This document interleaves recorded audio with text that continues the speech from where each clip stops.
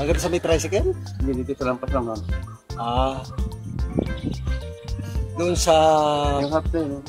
Yan, yung may punong malaki. Yan. Oh, yan, oh. Yan. Tapos hanggang dito sa... Dito rin, sa may puno. Dito sa may tricycle.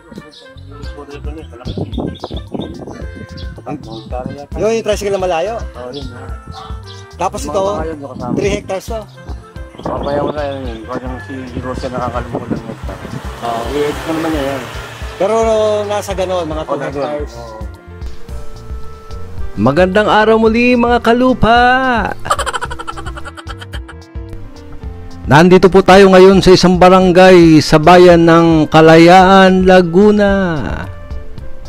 At kung yung pong mga hindi nakakaalam kung saan po yung Kalayaan, ito po ay ang dadaanan po natin, Santa Cruz, Pagsanghan, Lumban, tapos Kalayaan.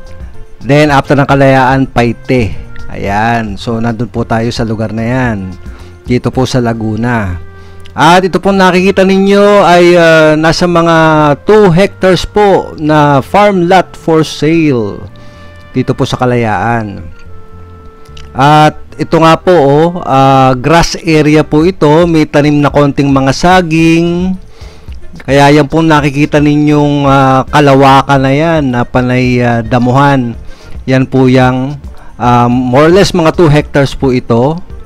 At yung pong presyo ilalagay ko na lang po sa description po sa ibaba.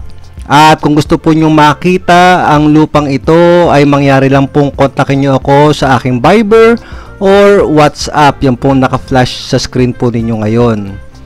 At mag-schedule po tayo ng pagbisita para ma-appreciate po ninyo ang lupang ito. Ito pong lugar na ito sa Kalayaan ay isang malamig na lugar. Cool climate po ito. At ito po ay sinasadya ng mga turista na mga gustong mag-camping. Ayan, meron po, malapit po ito doon sa Camp Laya. Ayan, i-search lang po ninyo yun. Maganda po yung lugar na yun. Malapit po ito doon. At ito nga po, pwede po ninyo itong tamnan. Pwede po kayong maglagay ng rest house. Ito po ay along the road, mga 50 to 70 meters po yata ang haba nito along the road, barangay road. Ayan, so maganda po ito. Kung pwede nga po gawin tong subdivision or taniman. Ayan. At kung kayo naman po ay merong idle property or idle land na gusto po ninyong mabilis na maibenta, kontakin din po niyo ako sa aking Viber or WhatsApp at tutulungan ko po kayo na maibenta po yung lupa ninyo sa lalong madaling panahon. Ano po? Kaya kontakin lang po ninyo ako sa aking Viber or WhatsApp. Mahirap po kasi pagka ite-text or tatawagan nyo po ako dyan sa aking Globe number. Globe po yan. Globe at Smart, mahina po ang signal dito po sa area namin. Kaya madali naman po i-download ang Viber or WhatsApp. Kaya doon na lang po tayo mag-chat or magtawagan. Kung nagustuhan po ninyo ang video, please hit the like button para po sa ikauunlad nitong ating channel.